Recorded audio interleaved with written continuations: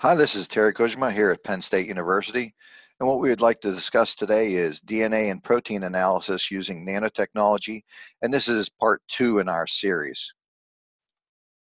So what we've looked at so far is we took a basic look at some issues we took a look at some applications of microarrays and why they're necessary. And then we're also looking at microfluidics and some basic physics. What makes microfluidics special compared to everyday world. So there's some constraints that we have to look at, and naturally we have to devise and look at and uh, manufacture our materials to match those constraints. So today what we're going to do is look at common materials and processes. So there's common materials that we would use all the time for nanotechnology, and often what people like to use is SiO2. SiO2 is relatively inert. It's relatively inexpensive per se compared to a lot of materials. Etching machinery is well known. We have wet etching, and we also have dry etching at the per se the nanoscale. So they use it quite a bit in microelectronics. So we can borrow their technology and move it into the microfluidic regime. And we also use quite a bit metals because the attributes of metals for additive and subtractive processes. And here's some looks at some applications, what microfluidic devices look like that people commonly make. We also can use polymers because we could use those and certainly take advantage of the physical deformation and shaping necessary. And another material that's quite often used is paper. It's a substrate used for fluidic flow because it actually has capillary action associated with it. So we can buy different specific papers for microfluidics, and they have engineered capillary action due to their structure. So we can take a look at these fluidic flows right here, or fluidic systems right here, based on polymers and metals and silicon dioxide and papers. So common materials, we like to use SiO2 because we can do precision plasma etching or chemical etching. Generally, those processes tend to be moderately expensive and dangerous, though, or they not dangerous that things are going to be wrong, but they're expensive because we have to take care of using the materials uh, etch materials such as hydrofluoric acid, etc. Those tend to be dangerous if not disposed of appropriately. But when they're perfectly used, they're not dangerous. It's just that we have to have concern for the danger. Metals, we can use those quite a bit and make sacrificial layers, etc. They tend to be expensive and complex. Polymers tend to be good for photo patterning, molding, and embossing. They tend to be, like a lot of products, polymers tend to be inexpensive and easy to mass produce. And paper is probably the forefront of microfluidic technology. I don't know to say that or to be the judge of that, but we can use paper for either active or passive results. It's generally inexpensive, and we have built into it the ability to flow material. But compared to conventional microfluidic devices based on like silicon technology, they tend to be a little bit slower in their determination of a procedure. So again, here's some common polymer materials that we use. PMMA, polymethyl methacrylate, is common. PDMS is also common. So PMMA is analogous to something that would be like a glue epoxy, kind of like super glue or airplane glue. PDMS is a material, a silicon-based material that is similar to bathtub caulking silicones. So it's a rubber-like material.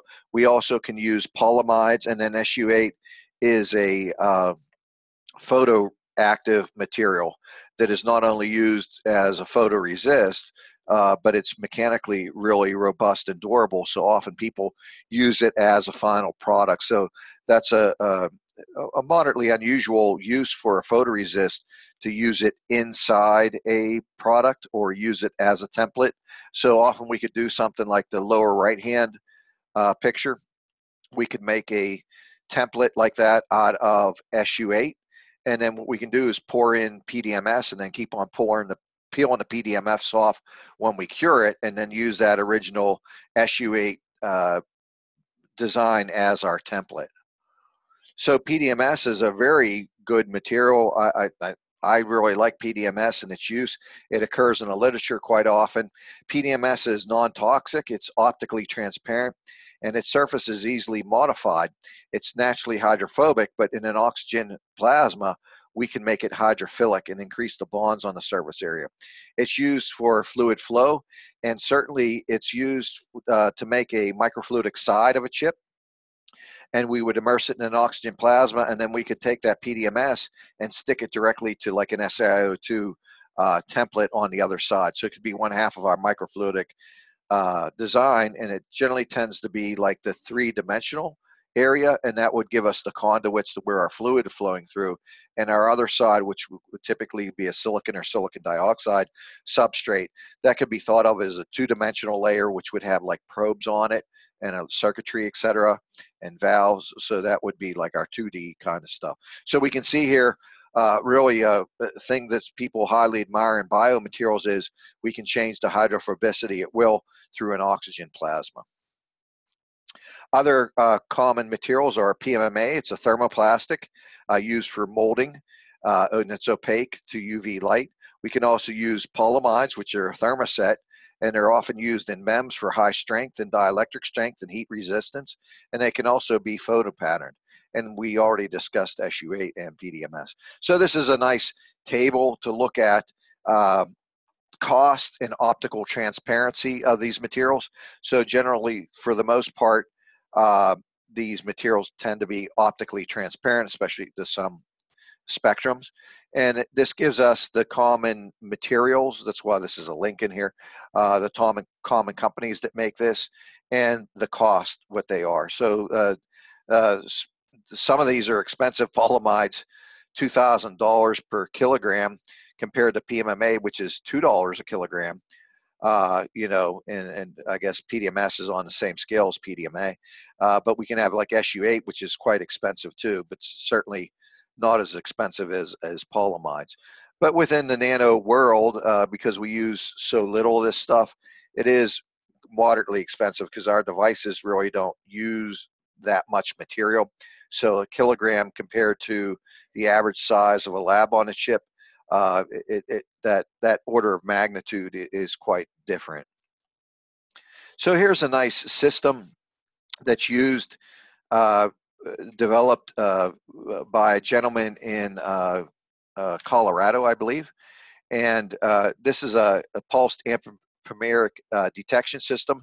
And basically what they do is they take a material, liquid material, and they're able to apply a voltage, and that voltage, what it's going to do is change the ionic concentration of the material, and then what they do is they measure that change in conductivity of the material. So it's interesting that the bias is going to change the resistance, and then they measure the resistance. So when they do these pulses based on the resistance, they can determine material type. So this is a system that can determine carbohydrates, amino acids, and antibiotics. And it's a moderately simple system. And really what's intriguing about it, this particular researcher, Dr. Henry, he started making these devices in the conventional microfluidic world, where we would use a silicon and PDMS substrate combination. And he has since taken the same technology and taken it to, I guess, the next generation of microfluidic device, which uses more paper-driven technology.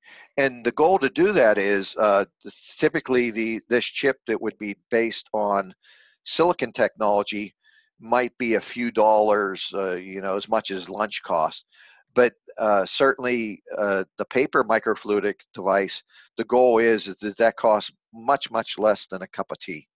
So this is the goal here is to make devices in the paper regime for something less than 50 cents.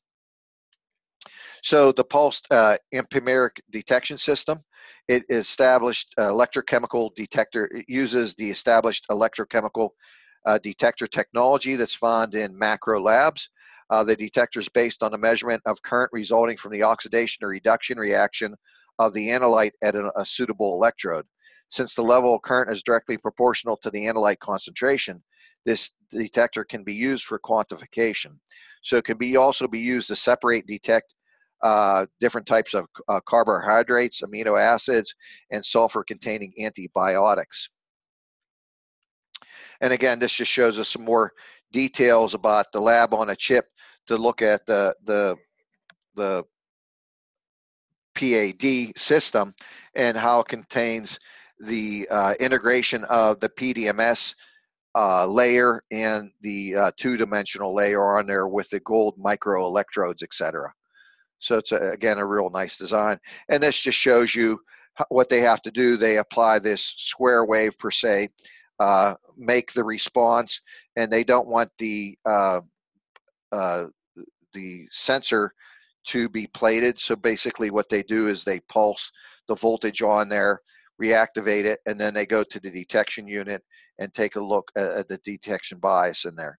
So what they do is they have this different time frame on here to where they do this pulsing and then measurement, pulsing, then measurement. And what it does is it keeps the electrodes clean and gives us a valid reading over time. Well, there's another system that I thought that was intriguing. This is a pocket-sized PCR thermocycler, and this was done by Victor Ugas Odan in Texas. And basically what he did is he made a rather simple device, and I like to show this device because it's battery operated, and we could potentially operate this from a cell phone per se with its power, and it shows a US penny on there for a scale. And the temperature controller device, the electronic device, is shown on the bottom right. The power supply per se is shown on the top of the diagram, and the microfluidic assembly, heater block assembly, is shown on the left. And what we do in that assembly is we basically take a polymer tube and we put in our DNA material that we want to have the PCR reaction take place. So what we have to do with the DNA PCR reaction, we take the parent DNA and we put it into constituents that could be used to clone the DNA. So basically what this is a DNA cloner, and it has to go through the steps where it anneals, denatures, and does the extension. And basically he has a resistive block on here, and through connections on the resistive block, he has the heater with the batteries there. He changes the screw length, and he's able to change the temperature on here. And through thermocycling, the hot fluids rise, right? So basically what's going to happen is we have the annealing process go like this. So basically he just moves this through, and then all you have to do in this assembly is replace the tubing with the fluid in there. So this is, I guess you could estimate that this is rather inexpensive to make and modify, and to throw away this piece of polymer tube is certainly inexpensive and appropriate to use. And he's able to do a PCR reaction. So again, from doing PCR reactions, as part of my job or research, it tended to be over the years moderately complex, etc., and expensive. But now this gentleman has been able to make this relatively accessible and cheap, and we could see that this might be necessary to do in areas that lack power or infrastructure for scientific method. We could use simple batteries to do this work. So I thought that was a novel application to share with you. So some other common materials we would take a look at is paper. It could be active or passive, and it's certainly very inexpensive, and it uses the ease of flow, but it generally is slow. So paper-based systems, while we've used them for a long time as litmus paper, for a long time, the first commercial use was through home pregnancy tests, and that occurred in about 1988. Then there was much more demand and interest and research done on that, and patents started to be issued in the 1990s. and then it certainly matured into a more standard technology as it progressed into the year 2000. So basically, it's a technology that could be very, very old, but in the last 30 years, it's grown quite rapidly. So we could use, there's a paper here that you should review again, by Dr. Henry out of Colorado. He used the same type of technology or the same application he did before with his silicon-based technology. He actually transferred that to this paper technology. And it's interesting, what he did is he used standard paper, but on the paper where he did not want fluid flow, what he did is he used, in some senses, a printing technique that would clog that paper with wax. So he basically did a printing with an ink that was a wax-based ink, and that would define his pattern of fluidic flow. So where the ink and the wax did not exist, he would have fluidic flow. And this really is a nice way of doing it. Another thing that they do to control the fluidic flow, in addition to certainly the dimensions on the substrate, they take plastic paper, that oversheet, and you can apply that to either side of the paper. And depending on how you cure that heat of that sheet, you can actually put pressure on the paper. So that actually also is an aid to controlling flow. So that's another tool that people use. And this shows you the paper-based system. And I can, you have the link there that you can take a look at and read this. But what's nice is as these colors light up, you can get the indication of what's going on. So per se, a technician in the field can get information about this. There's other paper-based systems and origami methods where they actually fold these things together with different, per se, like reagents and tabs, etc. And they can fold these materials together to make complex devices. So this is, in some senses, a lot simpler than what we used to do with, per se, thin film development using microelectronic techniques and top-down processing. This seems to be more rudimentary and simpler to do. So this is a move in the direction of cost reduction for applications for microfluidics. And a lot of this work is done by Whitesides. He's done a lot of this. We have some links in here that you're more than welcome to pursue. So paper-based devices, these are used for separation and detection of carbohydrates and amino acids, as we looked at before in our first example when we looked at the pulsed ampomeric detecting system. So he replicated that work via paper. You can take a look at that link. The advantage of these fluidic devices at large, just like the other devices, they're small, mobile, etc., but they take the place of lab type devices and they reduce jobs. But they make jobs for guys that make these devices, right? And these devices are more accessible, so hopefully the market goes up on those. So in summary, the microfluidics is an important emerging technology. We can analyze things like DNA, proteins, drugs, pollution. So they're used in a tremendous, unnumberable amount of applications. But we have to take a look at fluidic flow, use that as boundary values, and then be able to engineer the materials around there. So certainly this is an intriguing application. A short discussion on this in our time frame that we have within this course period. But like I said before in the presentation, I've worked in this area and taken classes in this area. I think it's a really enjoyable area for an engineer to be involved in. So I'd like to thank you for your attention and look forward to talking to you about more topics in nanotechnology, and we'll see you the next time. Take care.